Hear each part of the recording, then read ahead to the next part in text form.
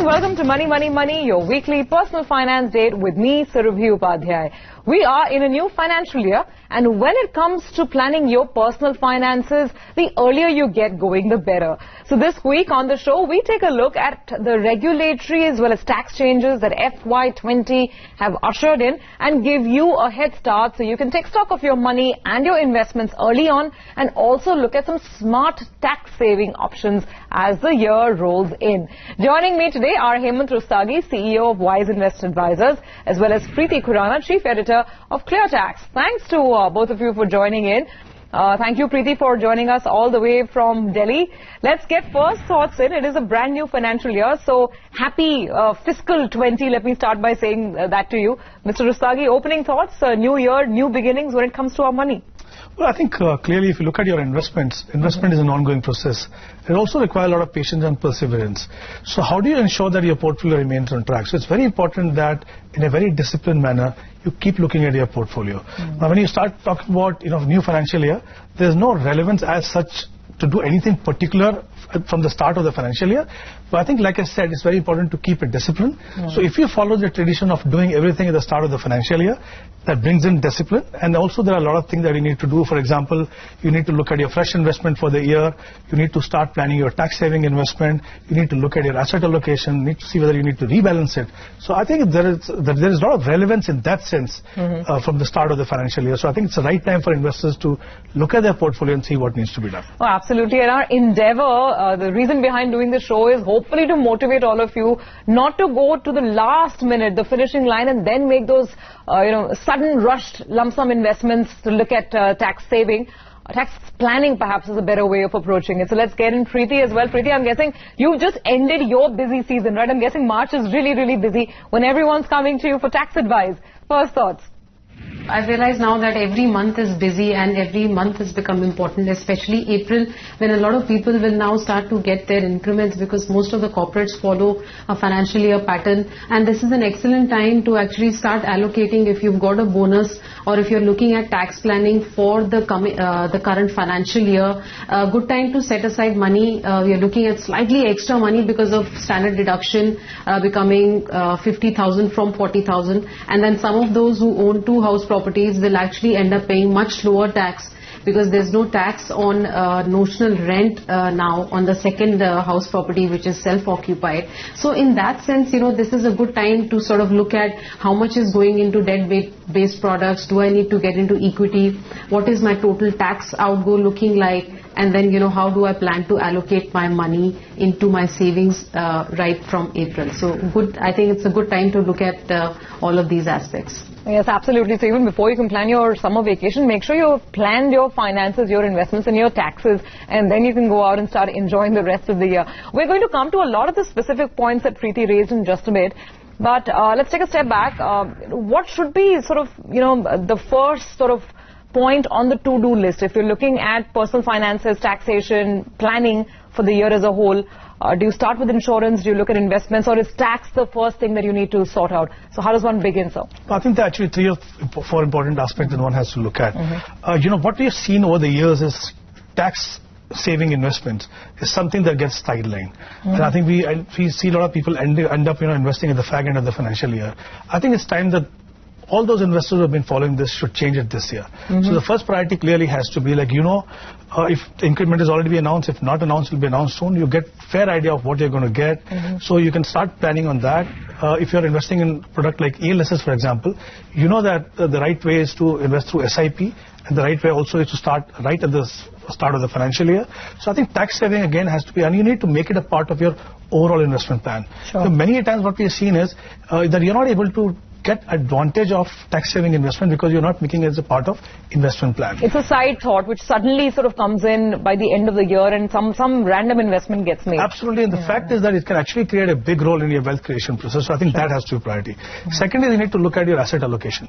It's very, very important because if we spend a lot of time at the start of the investment process to see where your investment should be, you need to see over a period of time whether it has changed and how much it has changed, whether it requires some kind of rebalancing. Because every portfolio that you design can take certain type of risk. The moment you allow it to drift, there is a risk of either the portfolio becoming very risky or becoming too conservative. So I think it's important to start looking at that. And as you rightly mentioned again, I think insurance is an important aspect. Risk management has to be the top priority.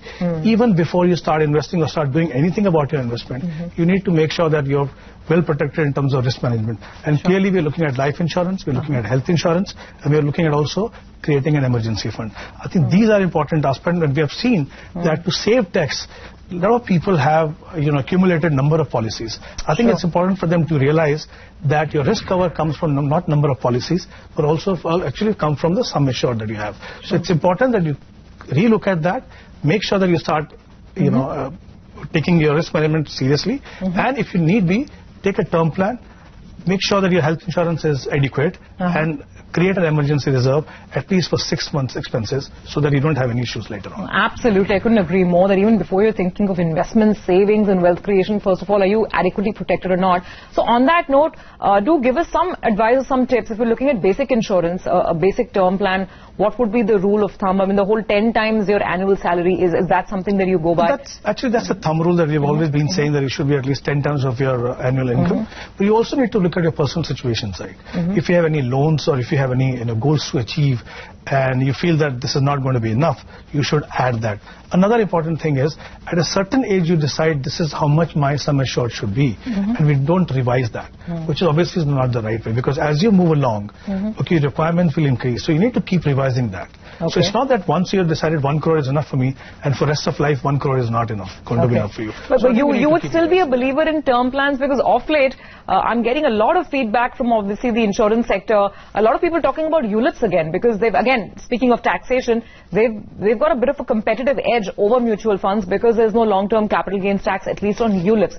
So when it comes to life insurance products, making sure that you're adequately protected, what are your go-to products? See, I still feel that term insurance has an important role to play, because whether you're looking at ULIP or you're looking at any other product, it's not going to give you the kind of risk protection you require. I mean, irrespective of how much you may be investing, term plan has to be there. Now we talk about investment part, and we always say that you separate your investment from insurance. So once you've taken care of the risk factor there, now you look at what is the best investment for me, whether it's a ULIP or a mutual fund or an ELSS, for example. I think these are two products normally which are compared. I still believe that looking at the flexibility, looking at the kind of performance track record which has been there for ELSS, and the fact that the expenses are also getting revised from 1st April for even mutual funds. So I believe that ELSS still remains, keeps an edge on a better choice. Okay, fair enough. So I think that makes it quite clear. The first step towards any financial plan would be insurance. And now that we've got some of those pointers out of the way, let's move to the next step, which would be, of course, tax planning. So Preeti, now let me throw this back to you. There were some changes announced. I think the increase in standard deduction was a welcome change. There was also the increase in rebate.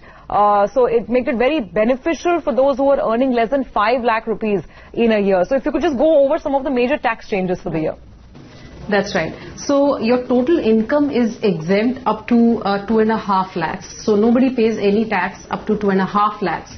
Now, if you are able to restrict your total taxable income, which means you have a gross income, which includes your salary, your interest income, any other income that you may have, and then you have a sum there, that is your gross income. Now you reduce 80C or 80D or any of the section 80 deductions that you want to claim, and then arrive at rupees 5 lakhs. So if you have that number of 5 lakhs or less than 5 lakhs, then whatever is your tax calculated, you can claim as a rebate. So the maximum rebate there is 12,500, which is nothing but 5% of the number between 2.5 to 5 lakhs, which works out to 12,500. So that's the maximum rebate. But the moment you cross rupees 5 lakhs, like if you are sitting at a 5 lakh 5,000 or a 5 lakh 10,000, then you end up paying the full tax. So you pay tax from 2.5 to 5 at the rate of 5%, and whatever is in excess of 5 lakhs you'll pay at the rate of 20%. So that's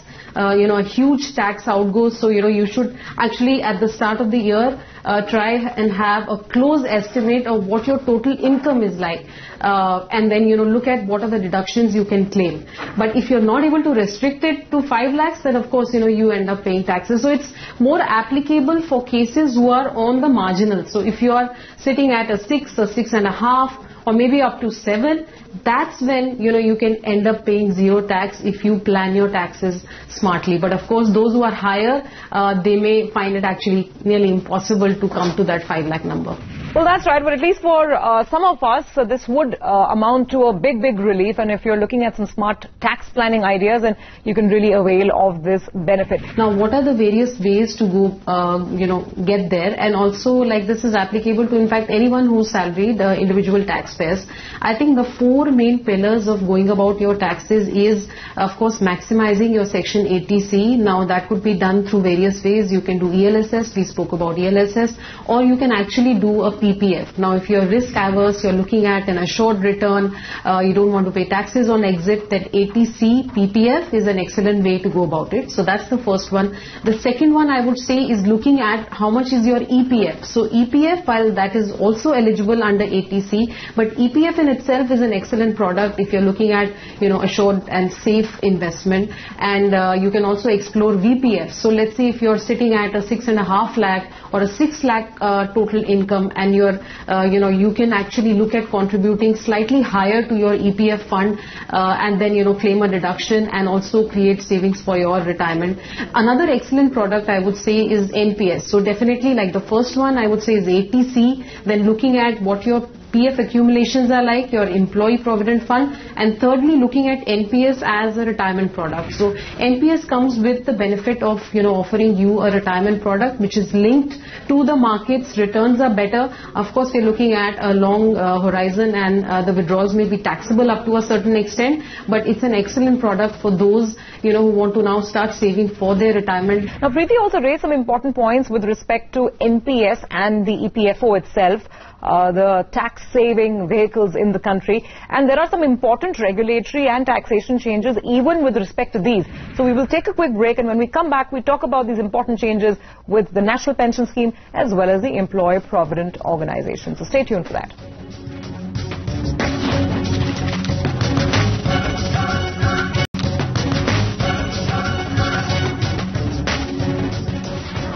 Welcome back. You're watching Money, Money, Money, and this week we are talking about how you can get a head start, start taking charge of your personal finances as this new financial year 2020 rolls in. Start looking at taxation, start looking at your investments, and of course things like insurance. Now, Sir, Preeti raised some important points with respect to EPF and NPS. These are great vehicles which allow you to save additional tax as well if one needs to. There are also important changes that are coming in. The NPS is now offering more flexibility. Now you can withdraw a bigger amount of your corpus free of tax, right? So does it make it more attractive? Yes, clearly. I think if you really see over the last 1 or 2 years, we've seen that the government of India has been trying to make, NPS more attractive for investors. And I think the latest step that they've taken, I think, is very significant. So what was happening earlier, suppose you were getting 100 rupees at the time of retirement. For 40 rupees, you need to buy annuity. That's mandatory even today. And out of the remaining 60, 40 was tax-free, and the 20 you were paying tax. Yes. The rule now says that this entire portion of 60 will be tax-free for you. So clearly that makes a significant difference, because you are then withdrawing this money at a time when you need this most, and you need a bigger and bigger corpus to lead a good retired life. So I think it's still a very, very important step, I would say. But for me, there are still issues with NPS, especially because you have this 40% mandatory annuity buying. What typically happens at that stage of my life, I want flexibility. I want options that can give me more tax-efficient return. The problem with the annuity is the returns are low and it's taxable. And it's taxable. It's taxable. Yes. So the point is, even after I retire, I still need to beat inflation. Yeah. And you'll be paying tax on your own money that you're sort of earning. If I'm getting 6-7% and I'm paying tax on that, there is no way I'm going to beat inflation. So I think that is going to be a big drag on me, especially when I retire from that. So I think that is one issue. The second issue I still have with NPS is the flexibility in terms of equity allocation. That's still capped. There's a maximum cap. Yes, it's still capped, and the thing 50% is, I think, is the maximum you can invest. And the thing is that after 50, again, the equity allocation goes down. So clearly, I think that that's the age which is peak of my career, and by then I would have taken care of all my responsibilities. So that's the time I can actually increase my allocation to equity. While it sounds very good that you are creating a balanced portfolio, that you have equity, you have government securities, and you have a debt. The thing is, it's a long-term goal. Sure. And I need to create a corpus which is large enough for me to survive. Because nobody knows how long you're going to survive after you retire. Sure. So I think there are still some issues. I believe that if those can be taken care of, NPS, I'm not saying that it's not a good product today, but it can be a much better product than what it is today. Okay, Preeti, you quickly want to comment on that? I mean, from the tax standpoint, the NPS has been made a little more attractive, though it's still not EEE, exempt, which would then put it absolutely at par with EPF, right? Right, absolutely. Firstly, I would just like to remind that even though the government announced that now they're going to make 60% of the withdrawals tax-free, but the relevant notification hasn't yet come through. So as of today, it's still 40-40-20, what we just spoke about. The relevant notification is not there yet.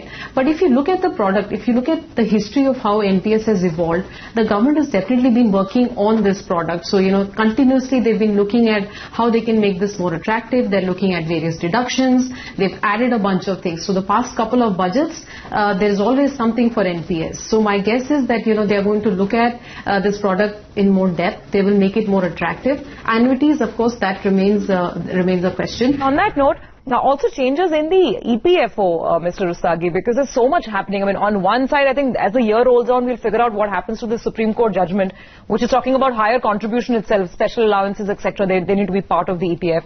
But aside of that, again, here also there is some this conversation about how you might not have to remove your EPF corpus. It will become basically fungible even if you're changing jobs.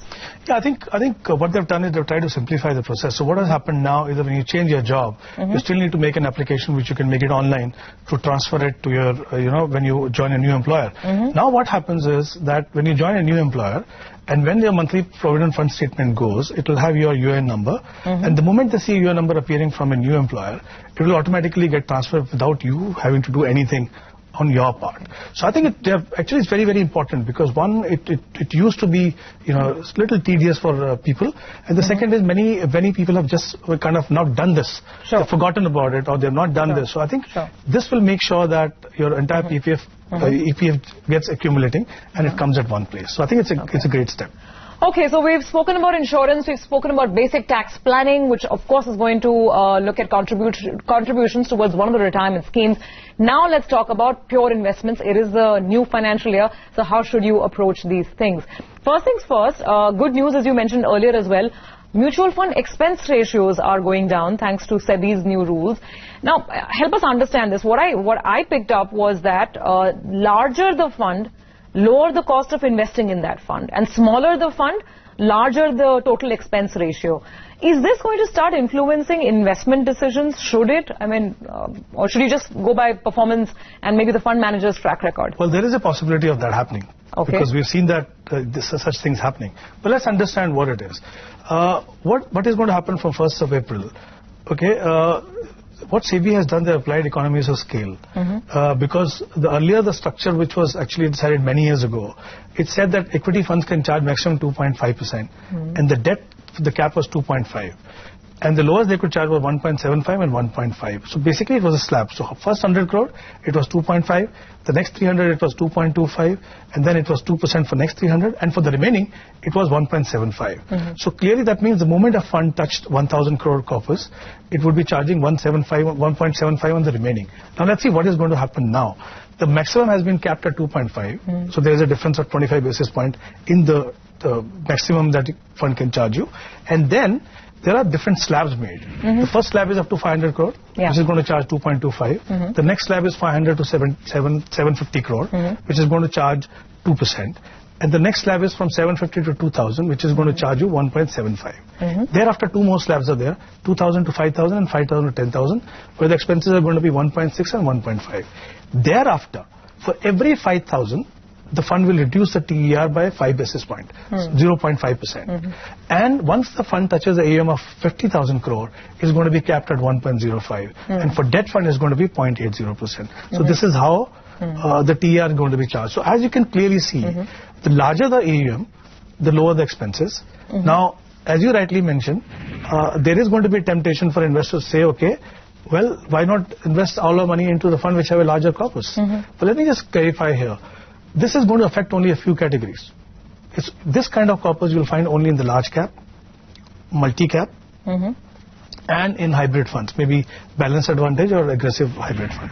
All other categories, if you see, whether it's a mid-cap fund or a small-cap fund or sector fund or thematic fund or other debt funds, I think the corpus is going to be somewhere in the range of up to 7,000, 8,000 or 10,000. Okay. But not many funds will go beyond 10,000 in terms of AUM. First, so it's going to affect only a few categories. So balanced funds? Balanced funds, right. Both balanced advantage, equity saving maybe, and then aggressive hybrid funds. Okay. So you clearly have to focus on. But would you advise, maybe a bit of a shift towards, in a portfolio, a slight shift towards larger size funds just because it will be cheaper to invest in them? No, for me, I think it's very important that when you are creating an equity fund portfolio, you need to remember that one, equity as an asset class is aggressive, and you need to create a balance in terms of exposure to different market segments, large, mid and small.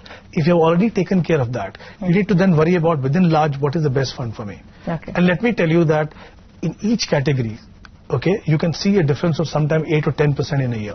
Okay. So I think it's important that you go beyond these numbers and start looking at what is the quality of the portfolio, what is the investment philosophy, whether that fits into your portfolio or not. Okay, fair enough. So quite a few changes even in the mutual fund landscape. We need to take a break on that note. On the other side, a quick touch point on real estate as well, because there are certain taxation changes. If you're looking to sell a property, the way you reinvest those proceeds, there could be some changes in the manner in which you save tax.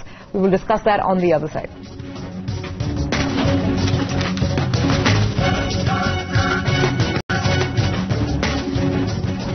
Welcome back. You're watching Money, Money, Money. This is the new fiscal special. We are trying to give you a head start, tell you about all the regulatory and taxation changes that this new financial year brings in. One of those changes is going to be in the real estate space with respect to any property sale that you might be looking at doing. Now, Preeti, help us understand this, because I think, if you're reinvesting those proceeds and there are some changes, you can now reinvest in 2 houses instead of 1, right? Right, that's right. So if you look at the Income Tax Act, it says that if you are selling a house property, then whatever capital gains you have, if those are invested in another house property, then you can claim an exemption on your capital gains. You don't end up paying any tax. Now the law specifically earlier stated that you sell one property and you have to buy one property. Now with the budget of 2019, what has changed is that you're allowed to buy 2 houses instead of 1. So if you're selling one house property, you can invest your capital gains into 2 house properties and you'll still be eligible for capital gains exemption, but your total capital gains should not exceed rupees 2 crores. So that's the cap. The other thing is that this is only a once in a lifetime option. So you can only claim it once and therefore you can actually split your property, you can buy 2 houses and still be eligible for claiming capital gains exemption. Okay. There was one more change, if I remember correctly, with respect to the concept of notional rental income. Right. And I think that has been done away with to some extent. So do help us refresh our memories. And also the impact, really does it help in terms of if I'm looking at buying a second house? Right.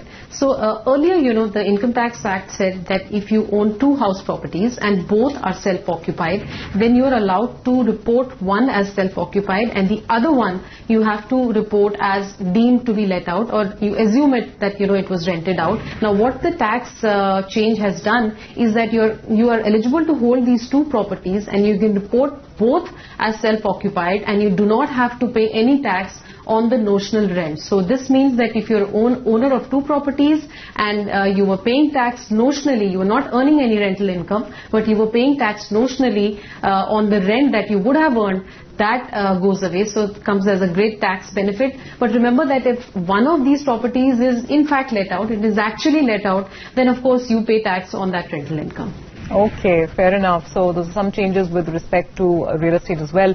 Mr. Rustagi, coming down to final thoughts, quite a few tax changes that we've spoken of, regulatory changes that we've spoken of.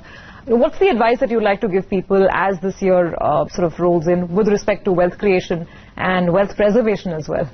I think, like I said at the beginning, I think it's very, very important to, have a relook at your portfolio on a yearly basis. It doesn't mean that you will not look at your portfolio for the entire in between.